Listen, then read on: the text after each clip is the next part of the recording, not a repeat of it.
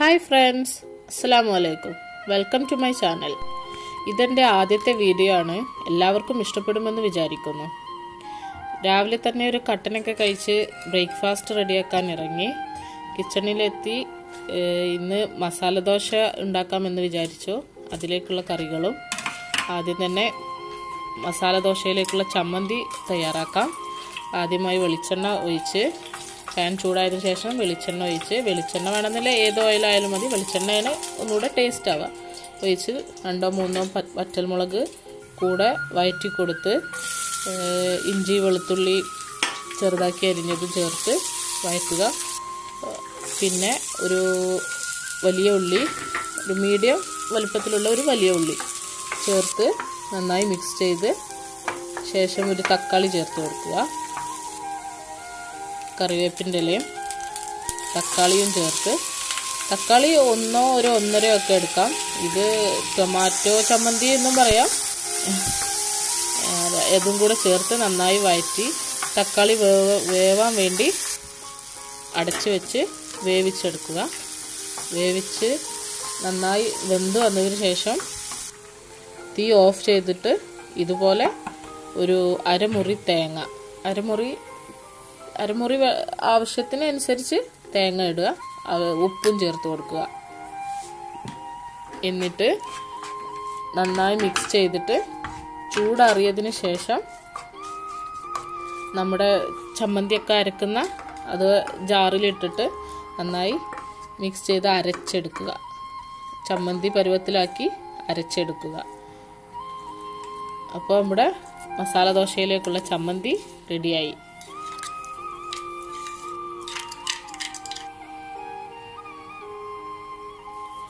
ഇനി അടുത്തതായിട്ട് ഞാൻ വൈറ്റ് ചട്നി ഉണ്ടാക്കാമെന്ന് വിചാരിച്ചു. അതിൻ്റെ റെസിപ്പി ഞാനിതിൽ കാണിക്കുന്നില്ല. കടുക് പൊട്ടിച്ച് താളിക്കുന്നത് മാത്രമേ കാണിക്കുന്നുള്ളൂ. ഇനി വിശദമായിട്ട് ഞാനൊരു റെസിപ്പി പിന്നീട് ഇത് ചെയ്തുകൊണ്ട്, ഇന്ന് ഞങ്ങൾ ഭക്ഷണമൊക്കെ റെഡിയാക്കി പുറത്തെവിടെയെങ്കിലും പോയി കഴിക്കാം എന്നത് കരുതി രാവിലെ നേരത്തെ തന്നെ എല്ലാം തയ്യാറാക്കാൻ വേണ്ടിയിട്ട് കിച്ചണിൽ കയറിയതാണ്. ഇന്ന് ഞങ്ങൾക്ക് ഗസ്റ്റും ഉണ്ട്, ഹസ്ബൻഡിൻ്റെ കസിൻസ് ഉണ്ട് കൂടെ.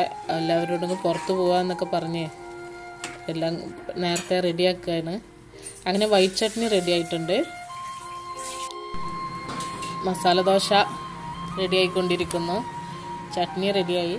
പിന്നെ പൊട്ടറ്റോ മസാല ഞാൻ നേരത്തെ തന്നെ റെഡിയാക്കി വെച്ചിരുന്നു. തലേ ദിവസം രാത്രി തന്നെ റെഡിയാക്കി വെച്ചിരുന്നു പൊട്ടറ്റോ മസാല. അങ്ങനെ ബ്രേക്ക്ഫാസ്റ്റിനുള്ള എല്ലാം റെഡിയായി. ഉച്ചക്കത്തെ ചോറിനുള്ളത് റെഡിയാക്കാൻ തുടങ്ങുകയാണ്. ഉച്ചക്കത്തേക്ക് മന്തി ആക്കാമെന്ന് പറഞ്ഞ് മന്തിക്കുള്ള ചിക്കൻ മസാല പുരട്ടി റെഡിയാക്കുകയാണ്. ഇത് എൻ്റെ ഹസ്ബൻഡിൻ്റെ കൈയാണ്. ഹസ്ബൻഡാണ് ചിക്കന് മസാല പുരട്ടുന്നത്. ഇതിൻ്റെ ഞാൻ പിന്നീട് ഒരിക്കൽ റെസിപ്പി വിശദമായിട്ട് ചെയ്യാം. ഇപ്പോൾ എല്ലാം ചെറിയ രീതിയിലേ കാണിക്കുന്നുള്ളൂ. ഇതിൽ ഞാനൊരു എന്താ പറയുക, ഒരു യൂട്യൂബറോ അല്ലെങ്കിൽ യൂട്യൂബിൽ നന്നായി അറിയുന്ന ആളൊന്നുമല്ല. ആദ്യമായിട്ട് ചെയ്യുന്നതിൻ്റെ പല തെറ്റുകളും ഉണ്ടായിരിക്കാം. എല്ലാവരും ക്ഷമിക്കുമെന്ന് വിചാരിക്കുന്നു. അങ്ങനെ നമ്മൾ ചിക്കൻ മസാല ഇട്ട് റെഡി ആയിട്ടുണ്ട്. ചോറിനുള്ള അരി തിളച്ചു. ഇതൊരു 1/4 വേവ്, ഒരു 75% ആയാൽ ഊറ്റിയെടുക്കും. റൈസ് ഊറ്റിയെടുത്തിട്ട് പിന്നെ ഇതുപോലെ ചിക്കൻ ക്യൂബും മിക്സ് ചെയ്ത്, ഇതിൽ ചിക്കൻ കുക്കറിൻ്റെ താഴെ വെച്ചിട്ട് ഓയിൽ ഒഴിച്ച് അതിന് മേലെയാണ് അരി ഇട്ടതും. ചിക്കൻ ക്യൂബ് ഒന്ന് ഓവനിൽ വെച്ചിട്ടോ ഒന്ന് വെള്ളം ചൂടാക്കിയിട്ട് എങ്ങനെയെങ്കിലും ഒന്ന് ചെറുതായി അലിയിച്ചെടുത്തിട്ട് മേളിൽ ഒഴിച്ചു കൊടുക്കുന്നുണ്ട്. അതിൽ വീഡിയോയിൽ എടുക്കാൻ മറന്നുപോയി. അത് കുക്കർ ഗ്യാസിൽ വെച്ച് ചായ കുടിക്കാൻ റെഡിയായി. എല്ലാവരും ചായ കുടിക്കാനിരുന്നു. എല്ലാവരും തുടങ്ങി ചായ കുടിക്കലൊക്കെ. അത് ഇന്നലത്തെ ലെഫ്റ്റ് ഓവർ പാസ്ത ഉണ്ടായിരുന്നു, അതും ചൂടാക്കി വെച്ചു. ബ്രേക്ക്ഫാസ്റ്റ് കഴിഞ്ഞ് വന്നപ്പോഴേക്കും ചോറ് റെഡിയായി. അത് കുക്കറിൽ നിന്ന് മറ്റൊരു പാനിലേക്ക് മാറ്റി മിക്സ് ചെയ്ത് റെഡിയാക്കാൻ വേണ്ടിയിട്ട് മാറ്റുകയാണ്. 2 കുക്കറിലായിട്ടാണ് വെച്ചത്. ഒരുപാട് കുറച്ച് കൂടുതൽ ഒരു 5 ഗ്ലാസ് അരി എടുത്തിട്ടുണ്ടായിരുന്നു. അപ്പോൾ ഒരു കുക്കറിൽ കഴിയില്ല, അതുകൊണ്ട് 2 കുക്കറിലായിട്ടാണ് വെച്ചത്. ചിക്കൻ കുക്കറിൻ്റെ താഴെ തന്നെ ഇതുപോലെ നന്നായിട്ട് മുരിഞ്ഞ് കിട്ടും. ഇനി അഥവാ മുരിഞ്ഞില്ലെങ്കിലും ഫ്രൈ പാനിൽ ഇട്ടിട്ട് ജസ്റ്റ് ഒന്ന് മുരിച്ചെടുത്താലും മതി. അങ്ങനെ ഉച്ചക്കത്തെ ലഞ്ച് റെഡിയായി. ഇത് മുളക് ബജി ഉണ്ടാക്കാൻ വേണ്ടിയിട്ട് മാവ് കൂട്ടുകയാണ്. അത് ഇനി പാർക്കിലൊക്കെ പോവുകയാണെങ്കിൽ ഇപ്പോൾ തണുപ്പും കൂടെ അല്ലേ, അപ്പോൾ ഒരു കട്ടനും അതിൻ്റെ കൂടെ എന്തെങ്കിലുമൊക്കെ പൊരികളും ഉണ്ടെങ്കിൽ എത്ര വേണേലും നമ്മൾ കഴിക്കുമല്ലോ. അതിന് വേണ്ടിയിട്ട് തയ്യാറാക്കാണ് പഴംപൊരി. ഇത് പഴംപൊരിയാണ്. പഴം പൊരിച്ചത് ഉണ്ടാക്കി. ഇത് റെഡിയായി കഴിഞ്ഞതിന് ശേഷം ഇനി മുളക് റെഡിയാക്കാമെന്ന് വിചാരിച്ചു. അങ്ങനെ എല്ലാം തയ്യാറാക്കി കാറിൽ എല്ലാവരും കൂടെ പോവായി. ഞങ്ങൾ വിചാരിക്കുന്നത് ഷാർജ നാഷണൽ പാർക്കിൽ പോകാമെന്നാണ്. ഇപ്പോൾ കുറച്ച് തണുപ്പ് കൂടെ ആയതുകൊണ്ട് ഈ സമയത്ത് തന്നെ പോയാലും വലിയ ബുദ്ധിമുട്ടുണ്ടാവില്ല.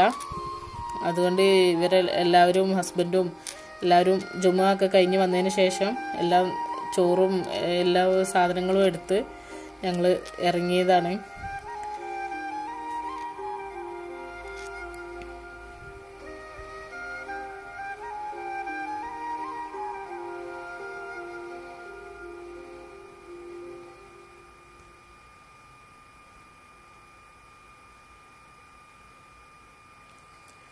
ഇങ്ങനെ ഷാർജ റോഡിലേക്ക് കയറി.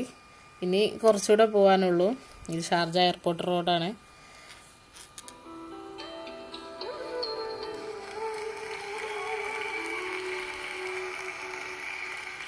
ഷാർജ എയർപോർട്ടാണ് കാണുന്നത്. ഇവിടെ ദുബായിലോ ഷാർജയിലോ ഈ ഭാഗത്തുള്ളവരൊക്കെ ഉണ്ടാവും. ഞാൻ ഇങ്ങനെ ഒരു വീഡിയോ ചെയ്തപ്പോൾ കൂട്ടത്തിൽ കണ്ടപ്പോൾ പറഞ്ഞു എന്നേ ഉള്ളൂ. ഇതൊക്കെ അറിയുന്നവരായിരിക്കും കൂടുതൽ പേരും. അങ്ങനെ നമ്മുടെ പാർക്കിലെത്തി, പാർക്കിൻ്റെ അടുത്തെത്തി. ഞങ്ങൾ അവിടെ എത്തിയപ്പോഴേക്കന്നെ പാർക്കിംഗ് ഒക്കെ ഒരുവിധം ഫുള്ളായിരുന്നു.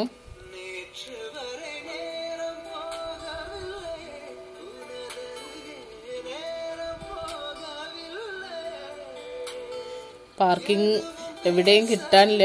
ഒരുപാട് കറങ്ങിയിട്ടാണ് പാർക്കിംഗ് കിട്ടിയത്. ഇപ്പോൾ സമയം 2:30 ഈ സമയത്ത് തന്നെ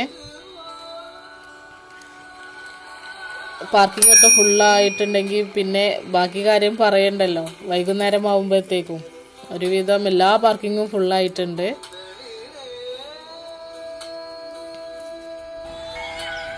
അങ്ങനെ ഞങ്ങൾ പാർക്കിനുള്ളിൽ കയറി.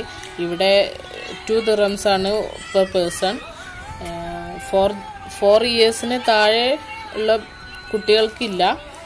ബാക്കി എല്ലാവർക്കും 2 dirhams വെച്ച് ടിക്കറ്റ് എടുക്കണം. ഞങ്ങൾ ടിക്കറ്റ് എടുത്ത് ഉള്ളിൽ കയറിയപ്പോൾ പാർക്കിൻ്റെ ഉള്ളിലൊക്കെ ഫുള്ള് ബിസിയാണ്. ഞങ്ങളൊരു കോർണറിലാണ് ഇരുന്ന് ഭക്ഷണമൊക്കെ റെഡി. അപ്പോഴേക്കും തന്നെ ഒരു 3 മണി 3:30 ആയി കാണും.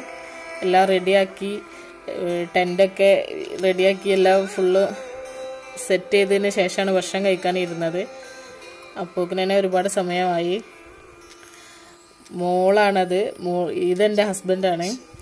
മോള് പാർക്കിൽ വന്നിട്ട് കളിക്കാൻ പ്ലേ ഗ്രൗണ്ടിൽ കൊണ്ടുപോയില്ല എന്ന് പറഞ്ഞ് കരഞ്ഞ് സങ്കടപ്പെട്ട് ടെൻറ്റിൻ്റെ ഉള്ളിൽ കയറി ഇരിക്കുകയാണ്. അങ്ങനെ പിന്നെ ഞങ്ങൾ ഭക്ഷണമൊക്കെ കഴിച്ച് കഴിഞ്ഞ ശേഷം അവളെയും കൊണ്ട് പ്ലേ ഗ്രൗണ്ടിലേക്ക് പോവുമായിരുന്നു. പോകുന്ന വഴിയിലാണ് ഈ പൂക്കൾ കണ്ടത്.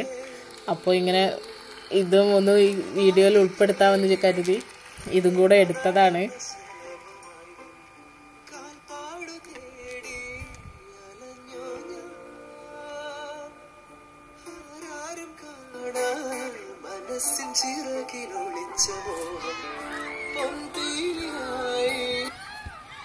അങ്ങനെ പ്ലേ എത്തിയ ഉടനെ അവള് ഓടി കളിക്കാൻ.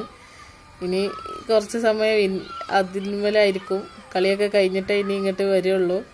അതുവരെ ഞാനും ഹസ്ബൻഡും അവളെയും വെയിറ്റ് ചെയ്തുകൊണ്ട് ഇവിടെ തന്നെ നിൽക്കുകയായിരുന്നു.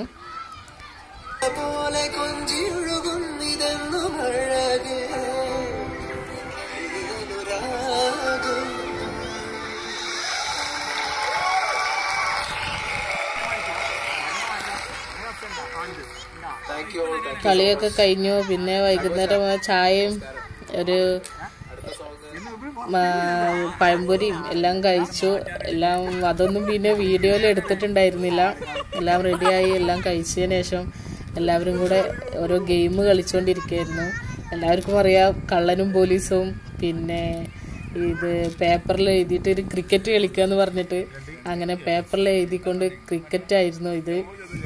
അതും കഴിഞ്ഞ് എന്താ പറയുക, കളിക്കിടയിൽ അങ്ങോട്ടും ഇങ്ങോട്ടും ഓരോ ഫൈറ്റും എല്ലാം കൂടെ ആയിട്ട് കളിയൊക്കെ ആയി. ഭയങ്കര അടിപൊളിയായിരുന്നു ഞങ്ങളുടെ ട്രിപ്പ്.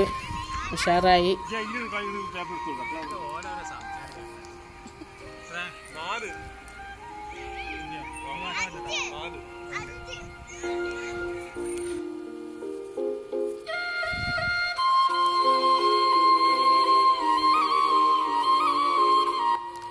തിരിച്ച് പാർക്കിൽ നിന്ന് എല്ലാം കഴിഞ്ഞ് തിരിച്ചു പോരുന്ന വഴി, ഞങ്ങൾ അജ്മാനിലാണ് താമസം. അജ്മാനിലേക്ക് തിരിച്ച് വരുന്ന വഴി മോൾക്ക് ഷവർമ്മ വേണമെന്ന് പറഞ്ഞു. അപ്പോൾ അവൾക്ക് ഷവർമ്മയും ഒരു കോക്ടെയിൽ ജ്യൂസും മേടിച്ചു.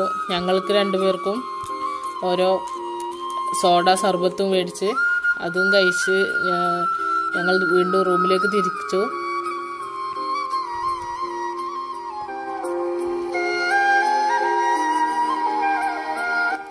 അജ്മാൻ ഫ്രീ സോണാണിത്. അജ്മാൻ ഫ്രീ സോണിൻ്റെ അവിടെ നിന്ന് കുറച്ചുകൂടെ പോയിട്ടാണ് ഞങ്ങൾ താമസിക്കുന്ന സ്ഥലം. ഇവിടെ ബീച്ചിൻ്റെ അടുത്തായിട്ട്.